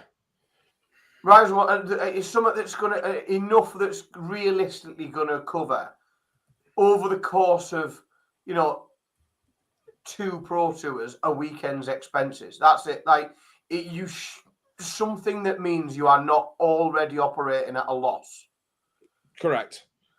That's the key. It's not. I think people are self-employed. They've got sponsors. They've got the other ways of generating income. Many of them still maintain a full-time job or are self-employed doing something else other than darts. So I don't so much think we need to look at that. But I do think that you handicap people if they're already in the hole before they've even set off on the morning. See, I think that is too much.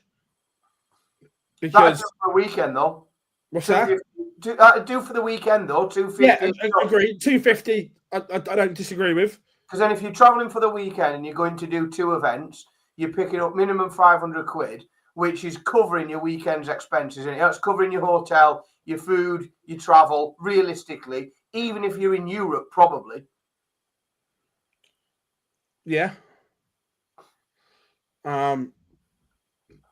Look, it'll be interesting to see where this goes, because we go back to what we were saying earlier, that the numbers for this year's final were over the 3 million mark. Okay, not as much as last year, but still incredible numbers.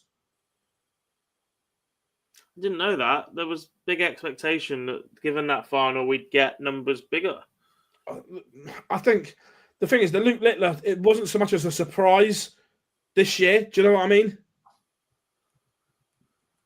That it wasn't, because most of the country knew who he was this year, because he's the most Googled sports star or whatever he was in the UK. He won the Premier League. He got to the final, won the Grand Slam.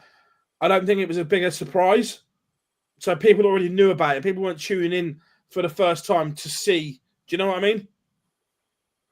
Yeah.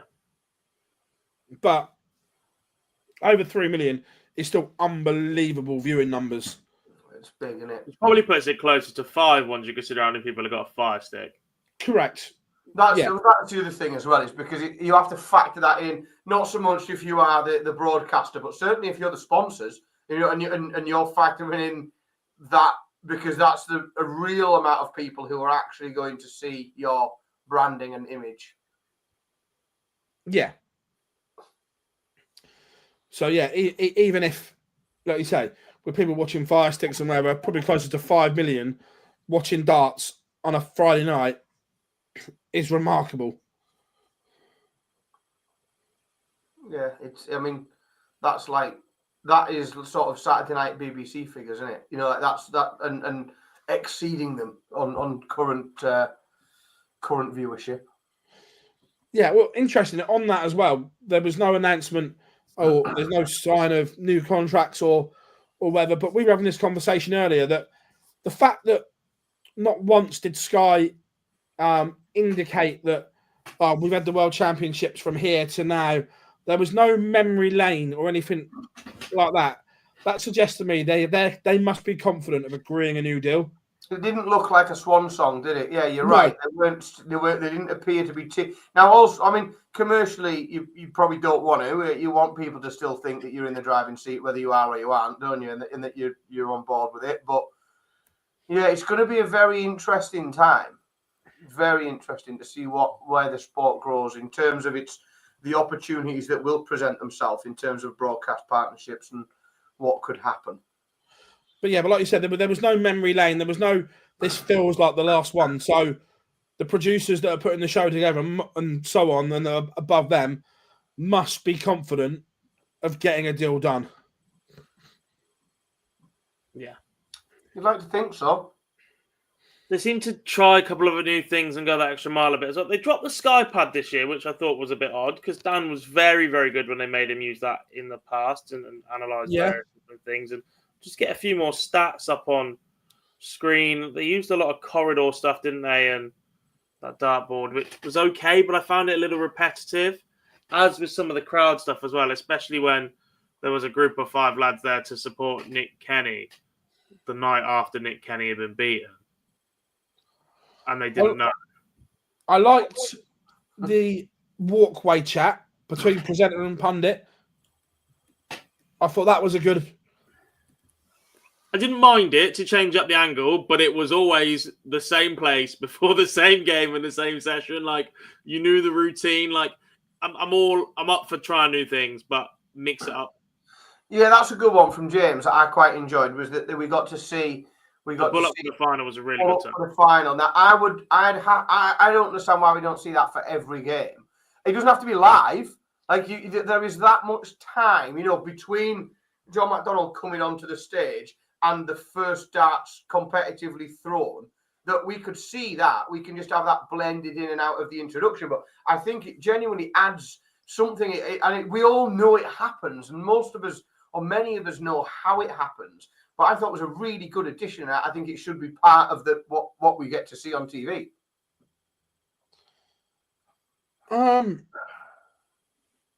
Yeah, I agree. I thought it was a nice touch. I know that Jar in our chat was not a fan of it, but I thought the swinging camera that they bring in for quarterfinals onwards offers something. I think it offers some great shots. The Spider Cam. It does, but then again, it's a case of don't overuse it, don't overplay a hand because it gets very old very quickly. Yeah, there's got enough shots and angles to mix up and make a nice free-flowing broadcast. You've directed enough to know that. As I say, that comes down.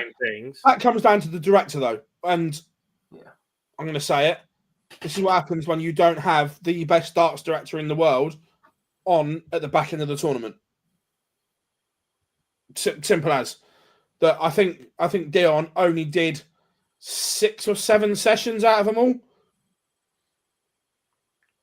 Criminal when he is the best darts director in the world. But that's another another story. Yeah, look, I overall, I know we keep going back to the Worlds, but it was a look back at it as well. I thought, in general, the production and the overall was very good at this year's Worlds from Sky. I thought they did a great job. I think obviously they'd had a bit of a curveball thrown at them, and they didn't have their usual lineup. Sort of in the depth that they had in that team, they had some people that obviously were taking on a little bit more than they usually would, a bit more responsibility, a bit more screen time. The one thing that I know we were on Sky there, but what I have to pay some heed to, because it was genuinely impressive, as it always is, and I had to take advantage of it several times because I did quite a bit of travelling over Christmas, is Darts on the radio. The team on on TalkSport 2 were absolutely tremendous to a man. They were, but I have the same complaint I have last time. Their app has the possible capabilities of doing extra games. It talks about got multiple games on, but they never seem to use that feature for the darts. So if there's two more high priority sports like the cricket and the football on a Saturday night, they don't cover the darts live. I tried to use TalkSport 4 times over Christmas, and 3 of them there wasn't fucking live coverage. Well, see, I think that's bad. Look, I drove to Southport, and when I drove back from Southport, I did a good, sort of 4-hour session with TalkSport 2. I think it's really, really good. I think they do a really good job on that. I think it's a skill to be able to communicate not just what's happening on the board, and because I can imagine you so easily just fall into just saying numbers repeatedly because that's what's happening, but to be able to communicate, the atmosphere and what's happening in the arena itself. The guys do a very good job of it, and it was I found it very useful. Yeah, look, and obviously you touched on Sky not having their usual team. That was one really somber note that the World Championship started on, and our condolences to Wayne and all of his family. The tragic loss of his wife Donna on the eve of the World Championship, and no one can imagine what Wayne is going through right now. So I know from all of us, just wishing Wayne and his family all the best, because it's horrific to go through this time of year, especially. Yeah, only difficult to find the best thing to say. Unimaginable. Not sure how one would function in such a circumstance. So, one addition to the World Championships that did work was Barry from EastEnders. More, and then honestly, to take me there and then bring me up here again. What an addition! More Barry, please. And it brought back so much. For anyone that's ever got really dug into extras and various other different bits and bobs of television that Sean has done outside of just being Barry, and he doesn't do anything. He's always still Barry from EastEnders, regardless of what he's doing. He's still Barry from EastEnders. I mean, the man can sing. There's absolutely no question about it. Shall we bring everybody can sing, Dan? We're going to do it anyway. What a guy. Yeah, more of that, please. I'll tell you what was funny. I don't know if you could see it when they came back, but a couple of times that during the ad breaks, he'd stand on not on the stage, he'd stand on the steps and sing. So the players are throwing darts and they're just looking and going, what the fuck is going on here? For me, the only mistake they made booking Sean was to not book him for the 3 weeks for 2 sessions a day. I can't believe the fact that he wasn't booked out solid for that, because they could have had him in. He could have been in the fan zone. He could have been a VIP. They should just book him out for 3 weeks. We are the least serious nation on the planet, aren't we? Let's be honest. I expect to see him at every Premier League event. You're an idiot. Could you imagine Chris Davies' walk on in Newcastle? We can have the flags with Barry singing. We could have them. We could have all the Geordies coming out. We could have Sting, Chris Waddle, Dire Straits playing him in. Barry from EastEnders. God, what a day that would be. Do you need a moment there, Dan? Yeah, mate. Honestly. It's been a long day today. I'm incredibly tired. It was kind of funny. I can't remember what I was going to say then. Going back to the Worlds, do you have a favourite walk-on? Madonna. It worked. I'll give you that. I don't know if it's my favourite, but it worked. There's songs that I can't stand, but I don't think they make for bad walk-ons. But then there's other things that I don't particularly like the song, but the walk-ons are quite good. It's the combination, isn't it? Favourite. It's difficult to outdo Ricky at the Worlds, isn't it? At the minute, the standard he posts is so high. So high. Difficult to go better, I think, probably at the moment than Ricky. Dirk wants to be eradicated immediately. He just wants ending. It's horrific. It's offensive. No, it's horrid. Like it's noise for people that don't know any better. It is horrid. I'm with you on that. I was just saying, this was an interesting one. Obviously, it came out. Was it yesterday? Mission put on their socials that Josh Rock has left them. That I know where he's going, so I'm not going to say. But what I did find interesting, that whoever writes the contracts at Mission needs to give their head a wobble. Yeah, stop losing players. Because his deal actually expired on New Year's Eve. So if he had still been in the tournament, technically he wouldn't have been a Mission player come the quarterfinals. Yeah, and that actually poses all sorts of questions, doesn't it? Just in terms of what he wears. Like, does he have to? Could he potentially have to change his top halfway through? And his sponsors are all on there. Like, or for argument's sake, say that deal runs out, but the new manufacturer doesn't want to announce him yet, and he rocks up with just a fucking black bit of tape across Mission or something like that. Could you imagine? Yeah, it seems a bit of an odd one contractually to have a deal ending midway through the biggest tournament in the sport. Yeah, just give yourself a head wobble. That it's like having a football player under contract, and his contract runs out 2 weeks before the FA Cup final, isn't it? Like it's an odd thing to do. Yeah, either put in the contract the 31st or conclusion of that current tournament, or just go to the end of January. You know what I mean? It's just like, it just didn't make any sense really. So yeah, what else have we missed, boys? We've done Q School. We'll be back on Q School tomorrow. WDF World Championship Premier Devon. League. Sir? Devon. Oh, the ADC Global. Again, amazing concept, awful timing. Because I didn't watch any of it because it was on when the Worlds were on, where I'd have watched it. So I know Devon won the ADC Global Championship. I didn't see anything of it, so I can't comment on how he played, how he won. I played really well, really nicely. Like he's firmly in my tips for.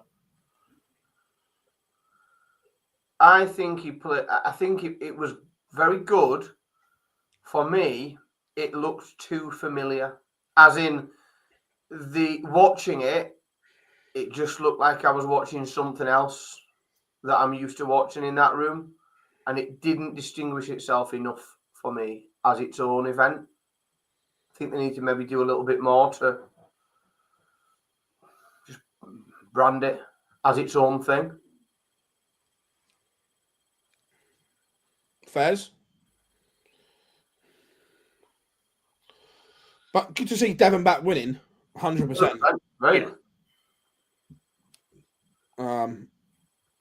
So yeah, that was good. Should we open up question time early? We haven't done a proper question time in a while. Long time. Let's do it. Let's do it. Okay, come on, everyone. Get your questions in. It's been ages since we've done a proper question time.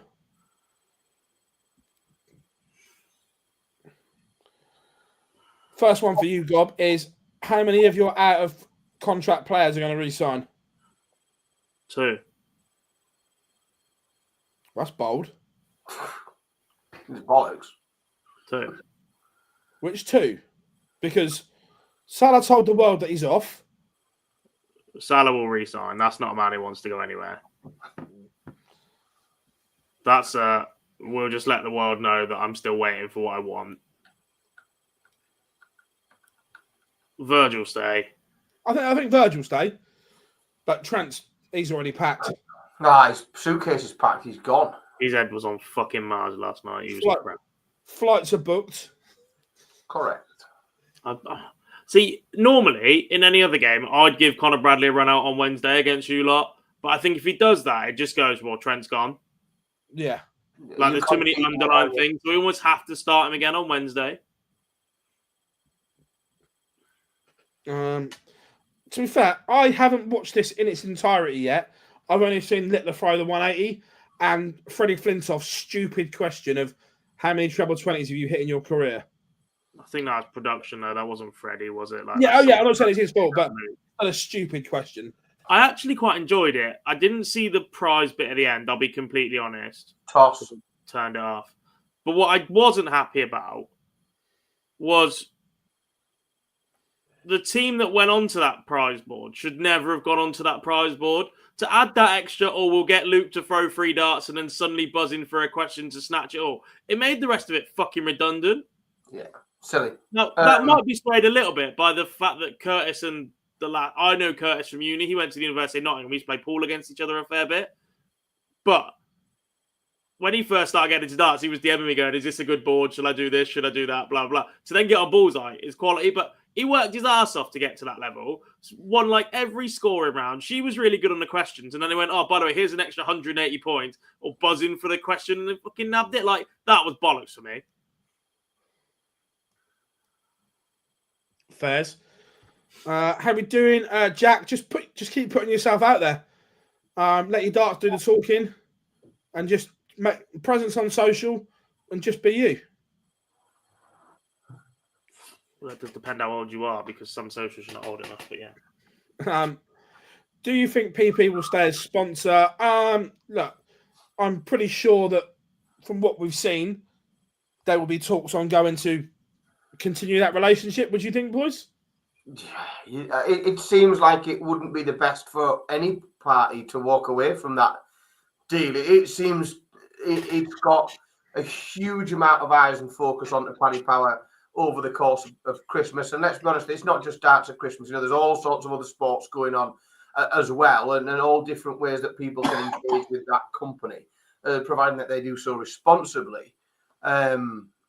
I think it will be mad for both sides of that agreement to not push for it to continue. This is one for Dan.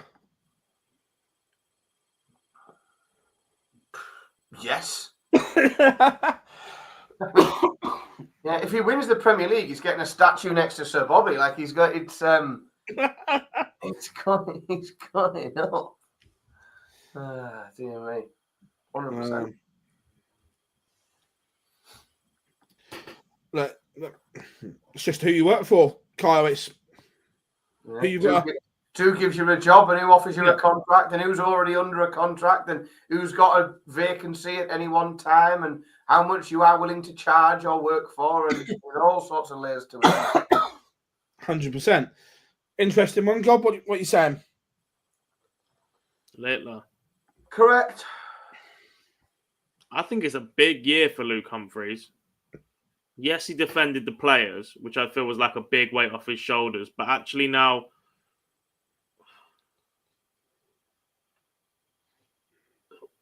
the only motivation it really feels like is from himself. There's no like more to prove. He's been there, he's done it. All the eyes are on Littler, who took away some of the attention from the fact that Humphries was world champion as it is. But actually, is that going to be enough to motivate Luke to return to his very top level, which he's going to have to start producing more often again?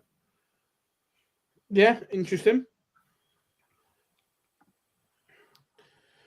Do you guys predict the major winners won by top players this year or more outside what 24 gave us. I think we'll still see most, all but one or two at most, will come from outside of the top 12. The top 12 will have virtually everything sewn up. Yeah, I think it'll be interesting because, look, 2024 was the year of the underdog. Be interesting to see if that kind of carries on. I can't see it. But there just needs to be that little bit more depth at the top because as dominant as the two Lukes are, there are going to be opportunities to take them both out, I think. Yeah. Do you need think you need a strong core of 3 or 4 at the top, and I don't really feel like we've had that this year. No, I agree. I think it's been Luke and yeah, because in the past you've had Taylor and Lewis, and then you've had Van Gerwen emerge, and when they fail, James Wade mops up, or then a Gerwin Price appears, then a Daryl Gurney appears. Like we've had those players off the conveyor belt ready to win multiple or go deep or push themselves up in the rankings. It feels like the players that are winning majors and the year of the underdog are players who are rank outsiders who now move to outsiders. Like they lose the word rank, they are still outsiders. All right, we spoke about Mike Giesecke and Ed House's Premier League picks earlier, but actually they are still outsiders for that. And they will be outsiders for that next year, and they'll be outsiders for majors next year and winning titles next year, and possibly even Pro Tours at times next year, because there's still going to be 8, 9, 10 players where you look at and go, all right, their form's better, or they've done this more often, or their A game's better, that can then go on and win those. Yeah. Yeah, it'd be interesting. Well, can we just point out, and Chris is right, can we just stop immediately ever acknowledging Merry Football Dartsmas? Jesus. Fuck me. Every time it came on, it just sapped a bit of life from me. It was just crap. They did such a good job presenting everything right across the tournament, other than those little idents that were fucking garbage.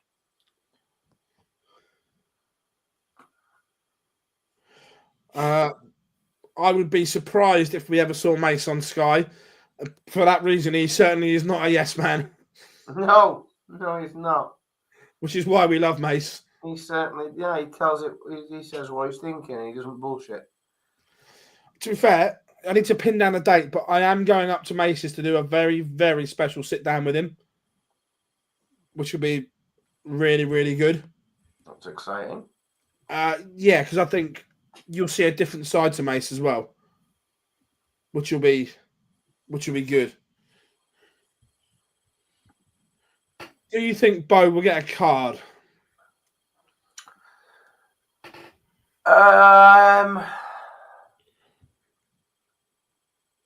Yes, I do.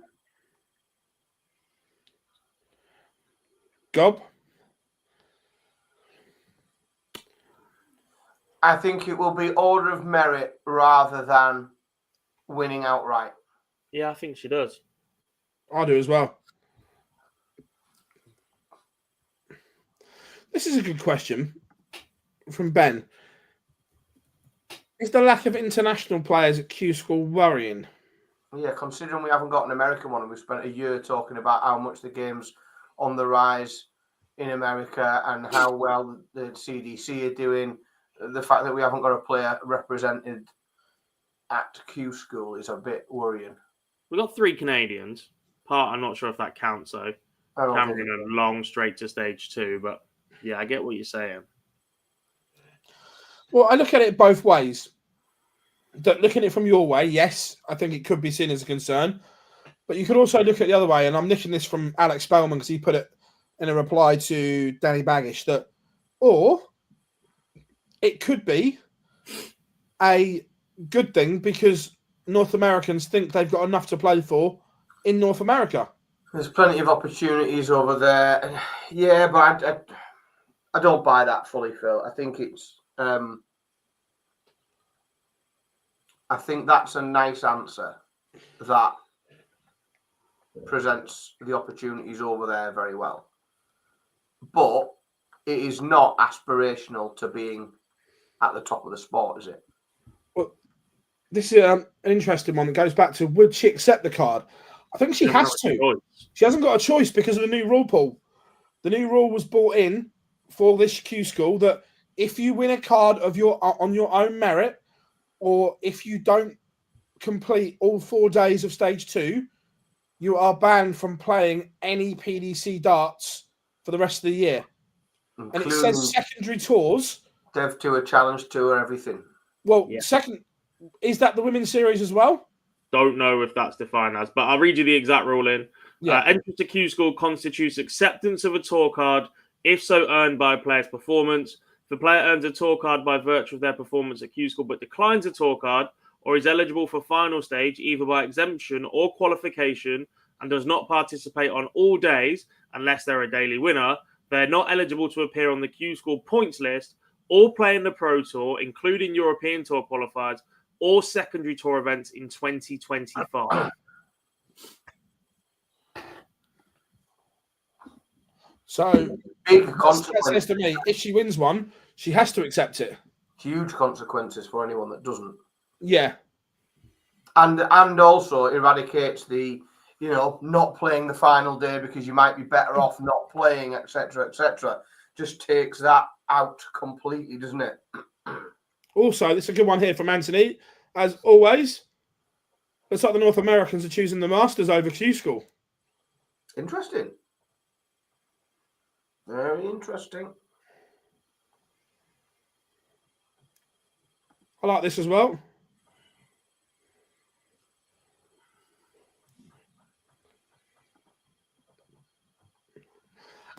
On that note, obviously what Anthony's talking about there is building a tour and so on. How long before these tours, and I look at North America and Asia as the front runners for this at the moment, that because the tour is that strong, should the top 2 win tour cards? It should do now for me. It should already be a thing for me. I think those 2 tours are in a position where that should be the case. I wouldn't say all of the affiliate tours around the, That's what I said. Certainly North America and Asia at the moment. Yeah, North America and Asian tour, I think there definitely should be a tour card on offer for certainly the winners, if not 2. Nordic, I don't disagree with either. Really good region there building. Not so sure on the tour though. Yeah. On this one, basically the guy forfeited, Chris.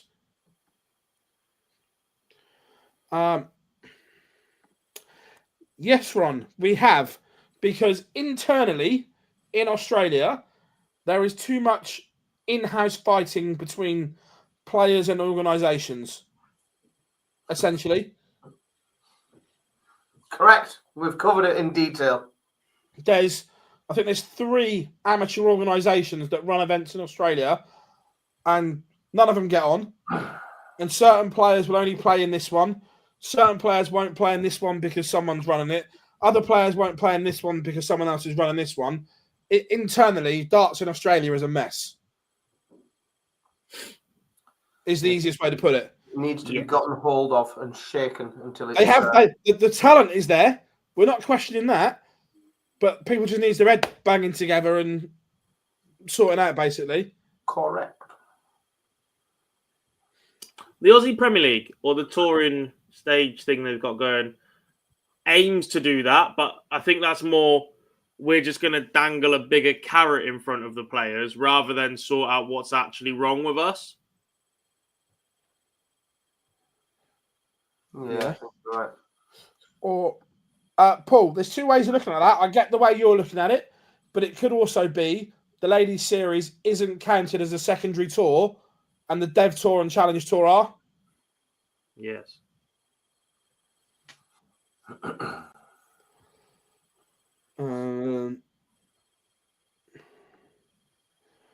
They should do another cut-off, say October for players. Yeah.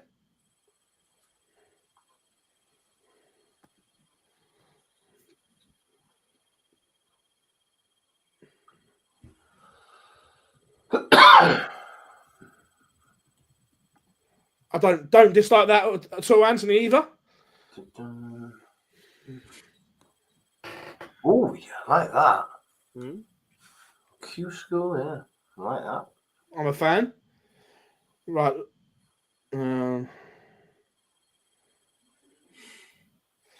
Right. Last couple then. Do you think the majors will be predictable this year? Everyone expecting the two looks or MVG, or do you think it will be a lot more open than it's being talked about? I think a lot of the other potential winners are currently off the boil a little bit, and it all depends what happens over the next 2 or 3 months, because I just think some of them, they're just not there. They're not close enough to their A game at the minute. And I include that most of the top 10 in that. But any one of them can find their form, and then all of a sudden they become a threat. But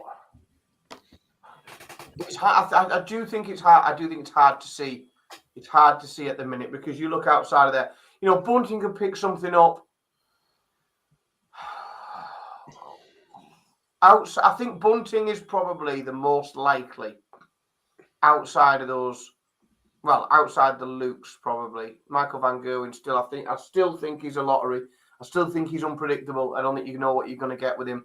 Again, we might see after a Premier League campaign more of where his game's at. The Premier League last year gave us a really, really good insight into exactly where Michael's game was each week. And I think we'll understand a little bit more about where he is once we've gone through that process.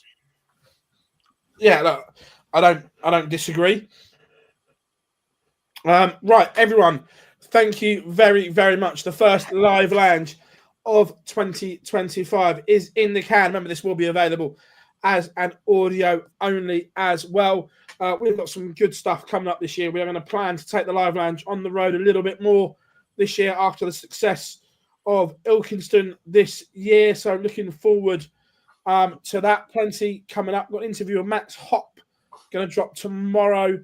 I think Q School stream returns as well. So plenty going on, boys.